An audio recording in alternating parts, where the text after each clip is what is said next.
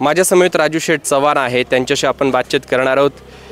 खरं तर सावरगाव कुसूर जिल्हा परिषद गट आहे, त्याच्यामध्ये कुठेतरी सध्या आपल्याला या निवडणुकीच्या दृष्टीनं हाय व्होल्टेज ड्रामा पाहायला भेटतोय आणि आशाताई बुचके आणि गुलाबशेठ पारखे यांचं या ठिकाणी तुल्यबळ हे जास्त असल्याचं दिसून येत आहे।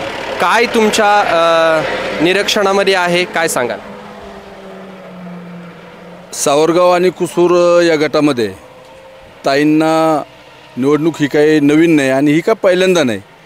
ताईंची ही 6वी-7वी टर्म आहे आणि ताईंनी या विभागाकरिता गेली 30-35 वर्ष भरपूर अशी कोट्यावधी रुपयाची कामं केलीत आणि आपण जो जिल्हा परिषद सदस्य निवडून देतो तो कामासाठी, आपल्याला विकास कामं झाली पाहिजेत।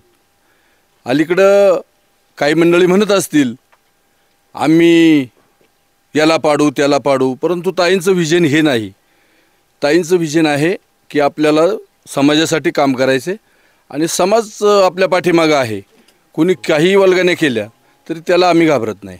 खरं तर बऱ्याच ठिकाणी संमिश्र प्रतिक्रिया पाहायला भेटत आहेत, तर याच्याकडे कसं पाहता? जे काही आता सध्याचं जे वातावरण आहे त्याला ताई कसं सामोरे जाऊ शकतात किंवा तुमच्यासारखे जे कार्यकर्ते आहेत त्यांची काय रणनीती असणार आहे?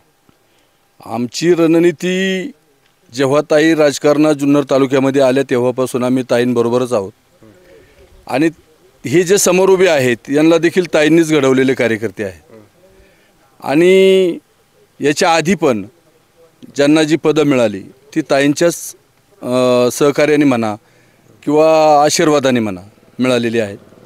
म्हणून आता ताईंसाठी आम्हाला काही नवीन नाही, ताईंसाठी अगदी सहज हा गाडा पुढे निघून जाणार आहे। म्हणून समोरच्यांना किती वल्गवण्या करू द्या किंवा किती बातचीत करू द्या आणि किती चावचाव करू द्या तरी परंतु ताईंबरोबरचा मतदार हा ताईंबरोबर आहे आणि नक्कीच ताई भरघोस मताने, नुसत्या विजयी नाही भरघोस मताने विजयी होतील असं मी या ठिकाणी तुम्हाला सांगतो।